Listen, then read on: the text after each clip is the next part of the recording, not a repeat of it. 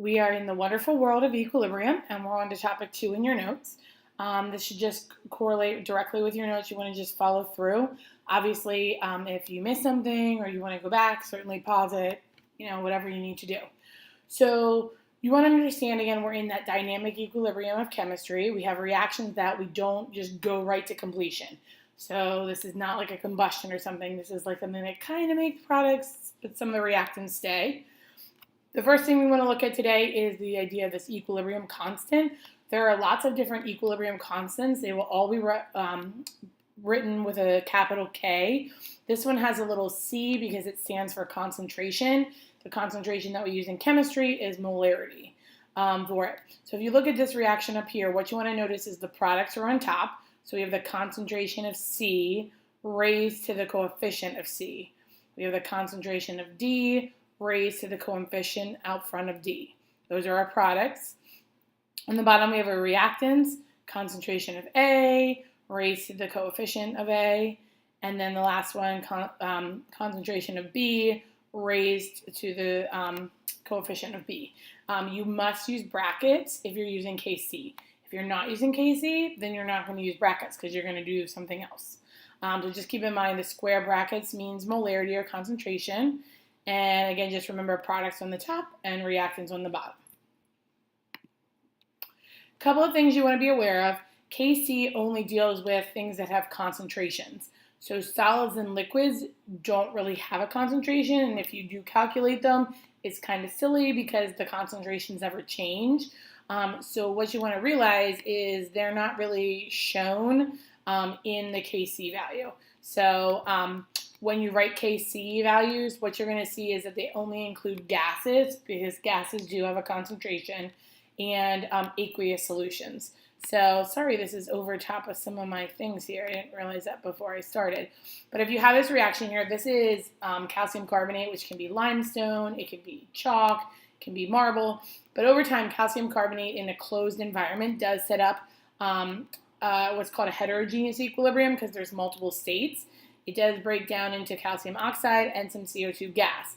If you look at this reaction, though, we have solid with the calcium carbonate and solid with the calcium oxide.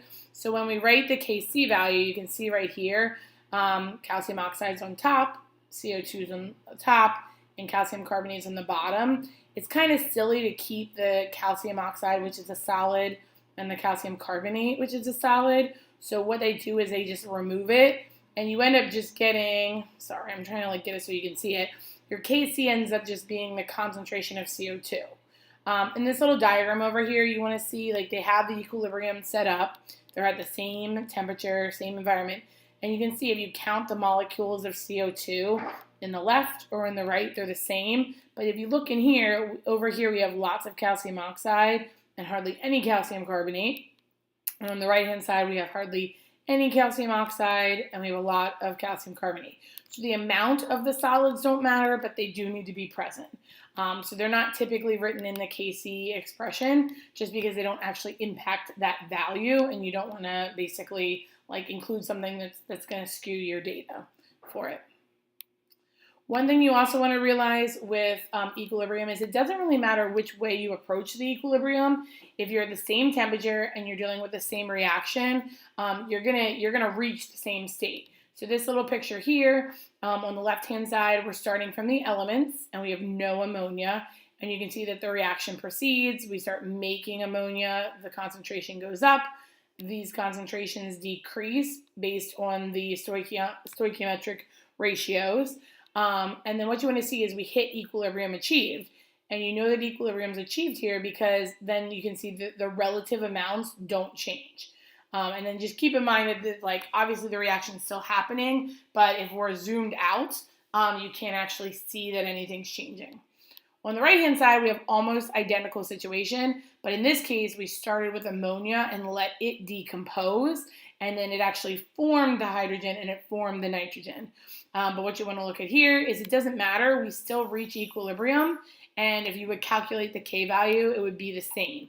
So if you have a reaction and you're at a specific temperature, you can approach equilibrium from any basically mixture, and once you get to equilibrium, it'll be the same value, which is kind of nice.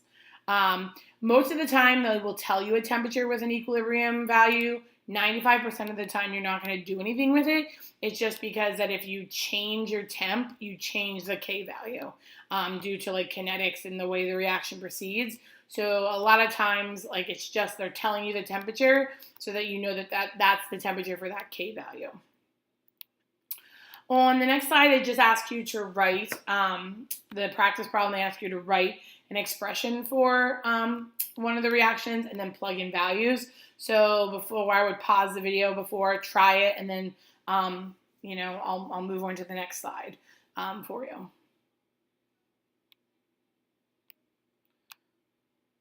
Hopefully you wrote it. What you should have is for this particular Haber process, which is making ammonia, the ammonia is your product. So you have concentration of ammonia squared over the concentration of nitrogen times the concentration of hydrogen cubed.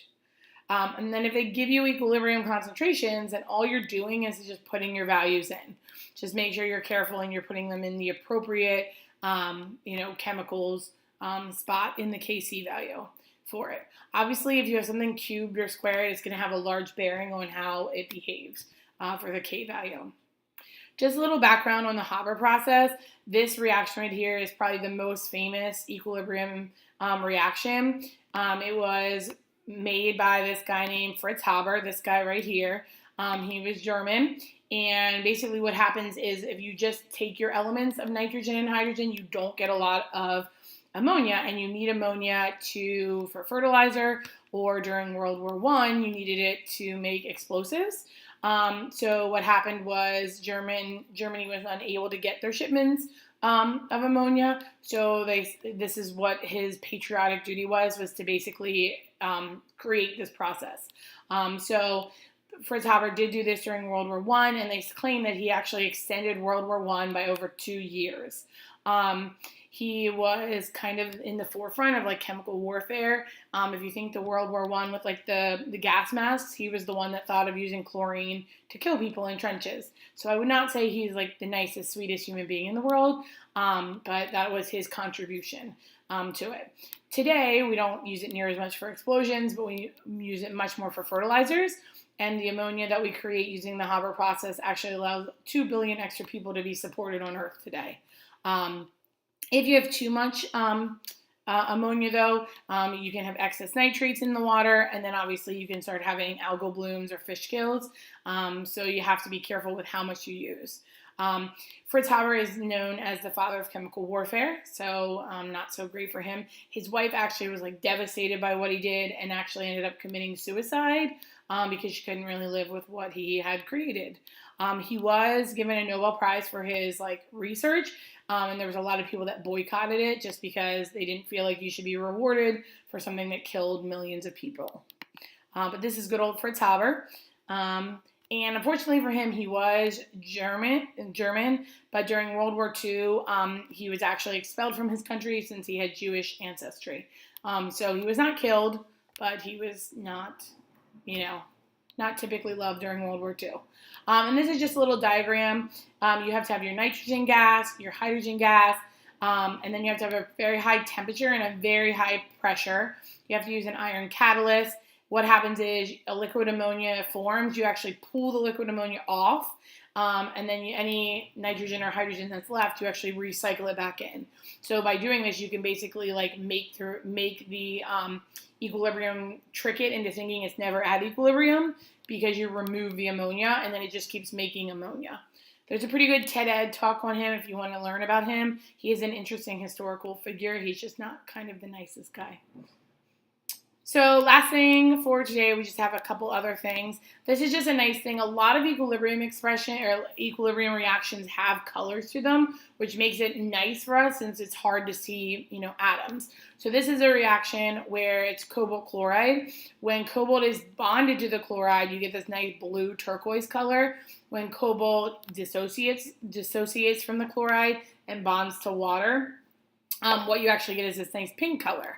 What's nice about it is you can see if you have primarily reactants, you say pink. If you have primarily products, you say blue. If you have closer to the middle, like where you have significant portions of each, you can actually see the purple. So equilibriums that have color typically help us study them since we, can't see the atoms, we can't see the molecules.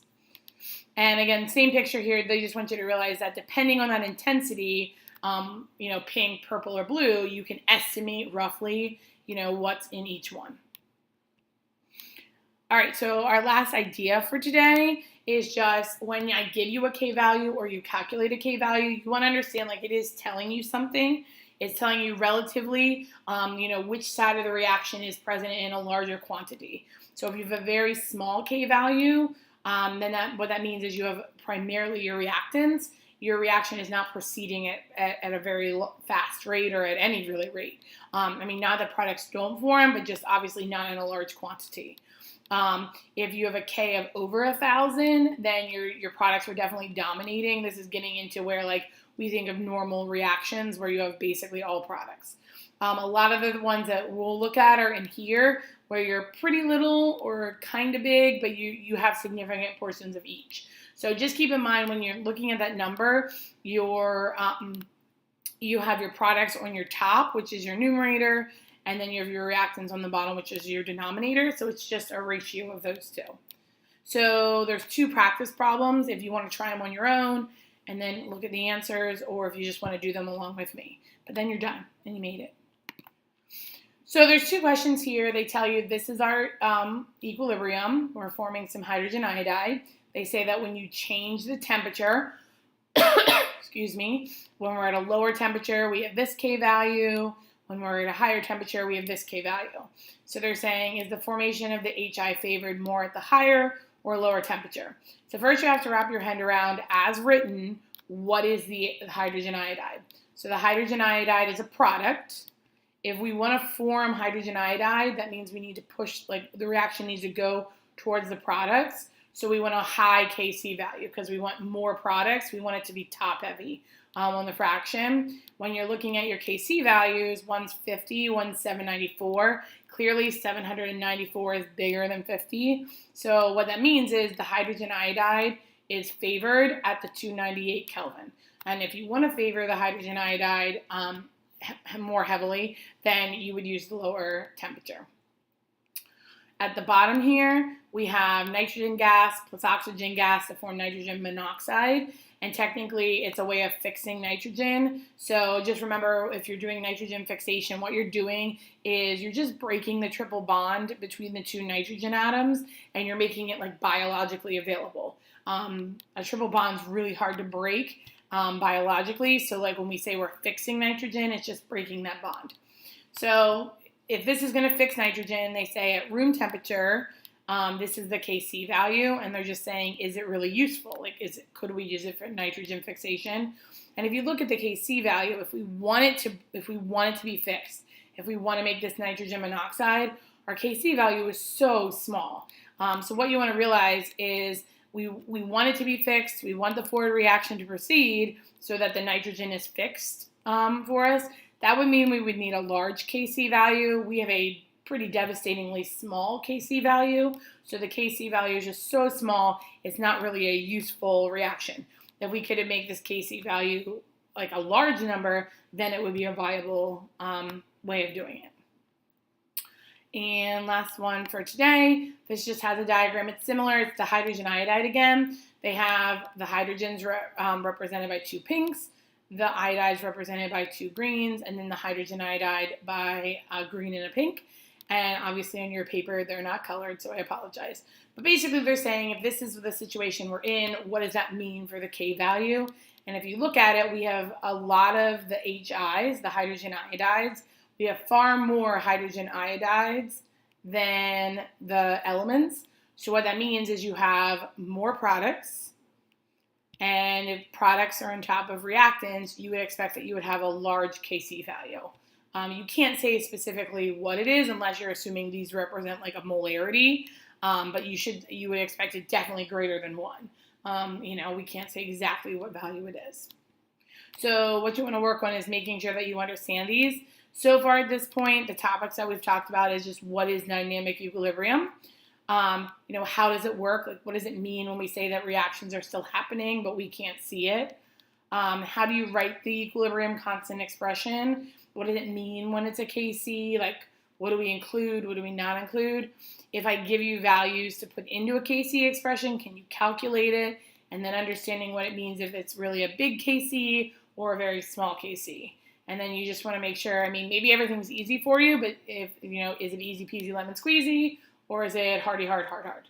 So again, just start thinking about which ones do you need to review, which ones are you good on. And that's it. Thanks.